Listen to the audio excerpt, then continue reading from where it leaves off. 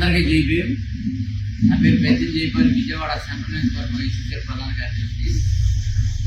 ఈ రోజున విజయవాడ సెంట్రల్ నియోజకవర్గం వైఎస్ఆర్సీపీ కార్యాలయాన్ని ఇక్కడ ప్రస్తుతం ఇన్ఛార్జిగా ఉన్న వెల్లంపల్లి శ్రీనివాస్ ఓపెన్ చేస్తున్నాడు. సంతోషం. అయితే ఈ కార్యాలయానికి కొంతమందిని ముఖ్య అతిథులుగా అతను పిలిచాడు. ఇప్పుడు రాష్ట్ర ప్రభుత్వాన్ని పరిపాలిస్తున్న జగన్మోహన్ రెడ్డికి ఏ విధంగా దళితుల మీద చిన్న చూపు ఉందో దాని కొనసాగింపుగా అధినేత మనస్తత్వం తెలిసిన వ్యక్తిగా ఈ వెల్లంపల్లి శ్రీను కూడా దళిత వర్గాలను దూరం పెట్టే ప్రయత్నంలో ఉన్నాడు. ఒకసారి అతను వేసిన ఇన్విటేషన్ చూస్తే సార్, అతను వేసిన ఇన్విటేషన్ చూస్తే ముఖ్య అతిథులు జోగి రమేష్, కేసినేని నాని గారు, ఆల అయోధ్యరామిరెడ్డి గారు, మర్రి రాజశేఖర రెడ్డి గారు, తలసిన రఘురాం గారు, మహమ్మద్ రుహుల్లా గారు, రాయన భాగ్యలక్ష్మి గారు, దేవినేని అవినాష్ గారు, పూనూరు గౌతమ్ రెడ్డి గారు, అడపా శేషి గారు, షేక్ ఆసిఫ్ గారు, శ్రీమతి అవుతు శైలజారెడ్డి, బెల్లం దుర్గా గారు. ఇది ముఖ్య అతిథుల లిస్ట్ లో ఉంది. వీళ్ళందరూ ఎమ్మెల్సీలు, మేయర్లు, డిప్యూటీ మేయర్, అదేవిధంగా ఇక్కడ నుంచి శాసన మండలి సభ్యులతో పాటుగా ఎంపీ అభ్యర్థి కూడా ఉన్నారు.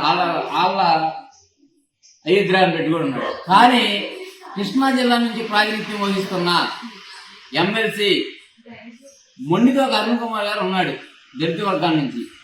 అతను కనీసం ఆహ్వానం కూడా లేదంటే వెల్లంపల్లి సీన్ అనేవాడికి దళిత వర్గాల మీద ఉన్న వ్యతిరేకతని కాబట్టి చెప్తున్నాం.